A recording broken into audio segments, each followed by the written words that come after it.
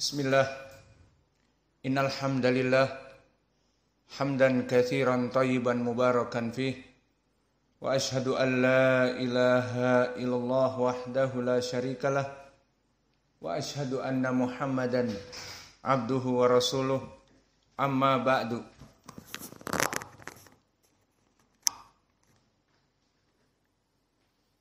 Alhamdulillah, pada kesempatan hari ini, hari Rabu 31 dari bulan Januari 2024, bertepatan dengan 20 dari bulan Rajab 1445 Hijriah. Kita lanjutkan kajian di Fakultas Ilmi Tauhid dari Kitab Tauhid yang ditulis oleh Syekh Muhammad At-Tamimi An-Najdi rahimahullah. Maka kita masuk kepada bab kama qala al-muallif ma jaa fihi sihr.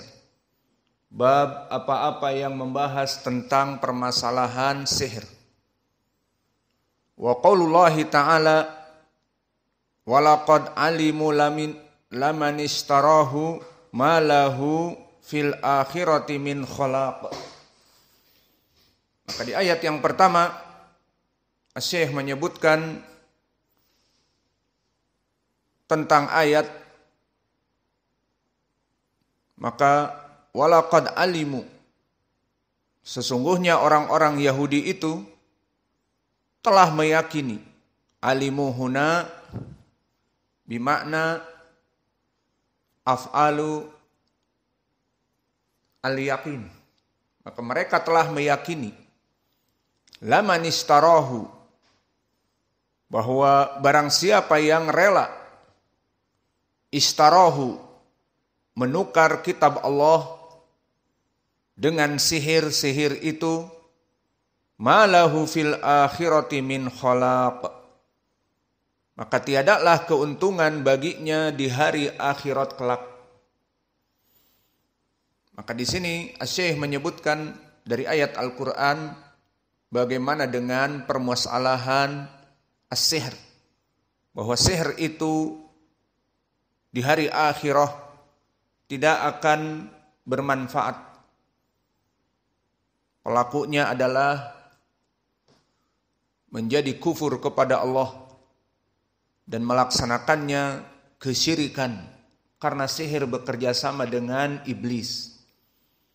Dan prakteknya seorang penyihir di saat dia ingin melaksanakan apa yang diinginkan oleh pelayannya atau oleh kliennya, maka datang klien atau orang yang membutuhkan sihir dari berbagai macam, baik menginginkan sihir yang menyebabkan kesengsaraan untuk dirinya saja, seperti pesugihan, meminta kaya, kepada jin, kepada iblis, maka melewati dukun. Maka dukun itu akan memberikan apa-apa yang diinginkan. Dan di sini tentunya melaksanakan kesyirikan seperti penyembelihan kepada selain Allah dan juga meminta bantuan jin untuk mendatangkan kekayaan. Maka dukun ini menjadi perantara antara manusia dengan makhluk yang dibenci oleh Allah dan dilaknat oleh Allah. Maka akhirnya masuklah perkara sihir dari seorang dukun ini. Dan begitupun yang mencelakakan orang lain, seperti teluh dan santet, dan yang paling populer yufariqu bainal mar'i wa zaujih, menyebabkan perpisahan, perceraian antara suami dengan istri yang sah. Karena hasad dan iri dan dengki, maka Pepatah yang buruk mengatakan cinta ditolak, dukun bertindak. Maka di saat cinta ditolak, bukannya mawas diri bahwa wajahnya bagaikan durian penuh jerawat, kemudian banyak berlubang dan berelief wajahnya, timbul tenggelam karena terlalu banyak makan cabai. Sehingga wajahnya penuh jerawat. Bukannya dia mawas diri bahwa dirinya tidak selevel dengan janda kembang ataupun dari bunga desa, anak Pak Lurah, atau bahkan anak Pak Ustadz yang dalam keadaan solehah dan cantik. Maka dia anak preman, antingnya juga 2, dan anak pang, ada sedikit tato. Kemudian wajahnya wajah penuh jerawat bagaikan durian. Kemudian dia melamar dari perempuan tadi dan ditolak. Maka kemudian dia mengatakan gampang cinta ditolak, dukun bertindak. Akhirnya di saat perempuan ini menikah dengan muridnya ustadz misalnya, ataupun dengan orang awam yang baik, maka akhirnya orang ini datang ke dukun dan melaksanakan praktek klinik perdukunan dengan minta yufarik bainal mar'i wa zaujih, tanpa sebab ingin dipisahkan. Dan ini yang paling populer dari perbuatan sihir. Dan itu tujuannya iblis dan armadanya dari pasukan-pasukan peleton dan batalion, ingin mereka itu menjauhkan manusia yang menikah resmi. Maka telah datang di Musnad Imam Ahmad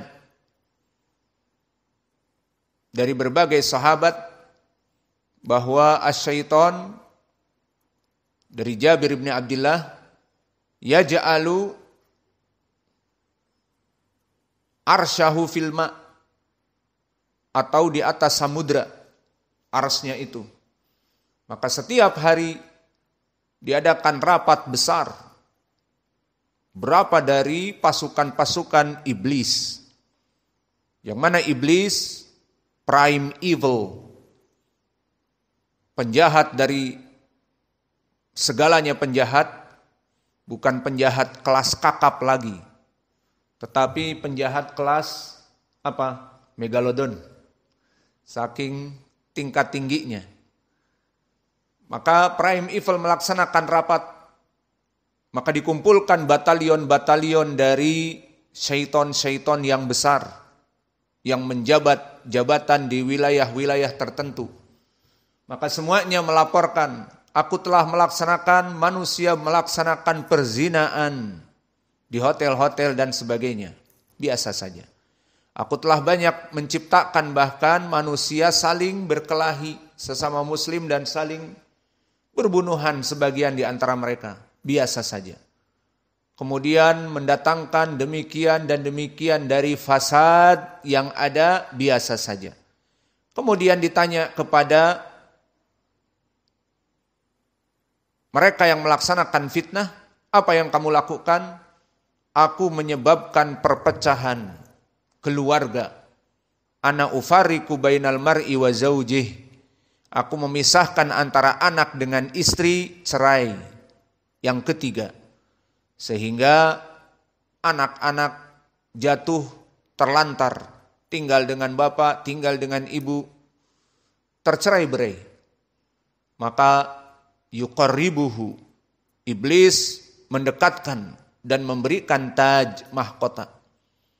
Maka permasalahan talak, permasalahan yang buruk yang diharapkan dan diinginkan oleh iblis, terutama kaum muslimin.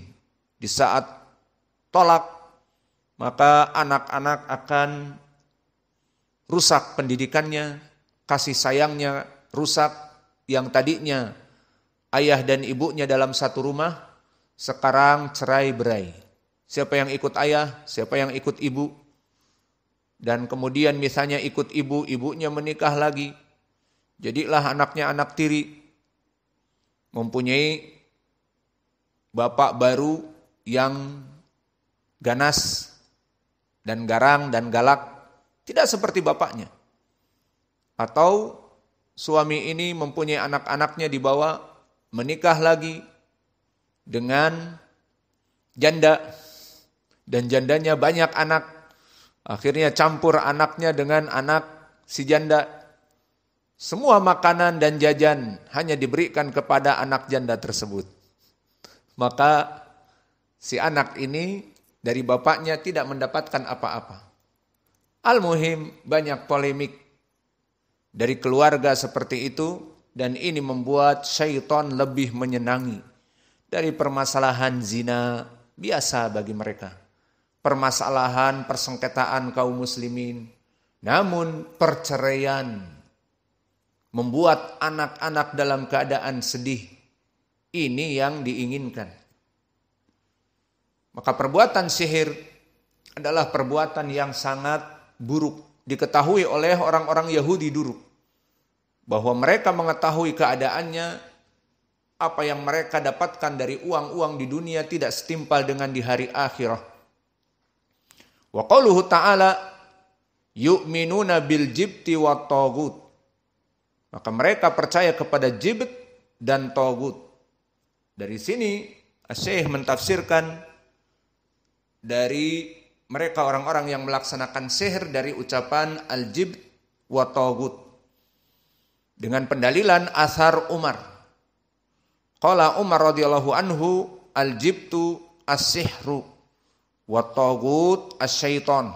Maka mereka menyembah as-syaitan dan mereka melaksanakan kesyirikan dengan melaksanakan sihir.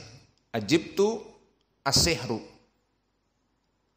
Dan taghut adalah syaitan. Kemudian datang tafsir dari Jabir. Mauquf juga. At-tawagitu kuhanun kana yanzilu alaihimu syaitan fi kulli hayyin wahidin. Bahwa at-tawagit jamak dari taghut-taghut itu adalah para tukang ramal dan para dukun yang biasa didatangi oleh syaitan. Fi kulli hayyin wahidun.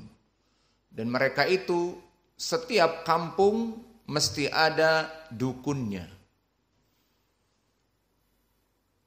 Dan juga beristidlal penulis setelah tadi dengan 2 ayat dan 2 athar dengan hadis, dan hadis ini muttafaqun alaih, hadis yang masyhur an Abi Hurairah. Berkata Rasulullah sallallahu alaihi wa ala alihi wasallam, ijtanibu sab'al mubiqat. Qalu ya Rasulullah wa ma hunna? Qala asyirku billah wasihru wa qatlun nafs allati harramallah illa bil haqq wa aklu riba wa aklu malal yatim wa tawalli yaumaz zahf wa qadful muhsanat al-ghafilat al-mu'minat. Maka di sini disebutkan oleh Nabi 7 perkara yang menghancurkan, maknanya dosanya besar. Dan dari dosa-dosa yang besar ada dosa yang tidak diampuni kecuali orangnya meminta ampun. Apa itu? Pertama rankingnya adalah asyirk. Maka Nabi mengatakan jauhilah 7 perkara yang menghancurkan. Maka dikatakan wa mahunna, apa itu ya Rasulullah? Yang pertama asyirku billah. Ini ranking pertama dari 7. Kenapa? Pertama, karena jika orang ini mati dan belum bertaubat atas kesyirikannya, forever in hell. Orang ini akan kekal di api neraka. Mana pendalilan kalau tidak pernah diampuni oleh Allah? Di dalam surat An-Nisa, innallaha la yaghfiru an yushraka bihi wa yaghfiru ma duna dzalika liman yasha. Bahwa sungguhnya Allah masih mengampuni dosa orang-orang yang mati selain kesyirikan. Namun barang siapa yang mati dalam keadaan kesyirikan dan dia belum taubat atasnya, seperti contohnya mereka ngaku muslim, namun melaksanakan doa kepada selain Allah. Ngalap barokah di kuburan wali, berdoa minta kepada wali, wahai wali berikan aku rizki, wahai wali sembuhkanlah anakku yang sakit. Kemudian setelah itu mereka pulang ke rumahnya dari ngalap barokah, tabrakan, belum bertobat. Maka itu bisa jadi seperti yang kita sebutkan tadi, bahwa dia tidak diampuni oleh Allah dosa-dosanya. Dan di hadis yang muttafaqun alaih dari Jabir dan yang lainnya, atau dari Ibni Mas'ud, man mata yusyrik billahi syai'a dakhalan nar. Barang siapa yang mati dalam keadaan melaksanakan kesyirikan dan zahirnya belum bertaubat, dakhalan nar. Dia akan kekal di api neraka. Maka inilah ranking yang pertama, kesyirikan, iya dan billah. Namun berapa manusia tidak menyadari keadaan ini. Maka kita bersyukur kepada Allah atas penjagaan dari kesyirikan. Karena ini permasalahannya kekal di api neraka. Maka berapa dari kaum muslimin antum lihat, mereka sholat bahkan di shaf awal. Namun mereka ngalap barokah di kuburan para wali. Dan mereka melaksanakan sembelihan kepada selain Allah. Di saat mereka bernadar, wahai wali, berikanlah rizki. Jika nanti aku pulang, istriku hamil, maka aku akan menyembelih bagi kamu si kabau, kerbau yang besar. Dan ternyata qadarullah, Allah menginginkan fitnah. Setelah pulang, maka istrinya bunting. Maka setelah itu, dia bernadar tadi kepada wali-wali yang sudah meninggal. Akhirnya dia mengumpulkan uang 40 juta dan menyembelih kerbau. Untuk siapa menyembelih? Untuk si wali yang dipikirnya telah memberikan anak. Fahimtum? Maka ini kesyirikan yang besar. Berapa banyak orang tidak memahami perkara ini, maka bersyukurlah kalian kepada Allah. Selama seseorang mati dalam keadaan tidak pernah melaksanakan kesyirikan dan dia masih melaksanakan sholat, dia seorang muslim.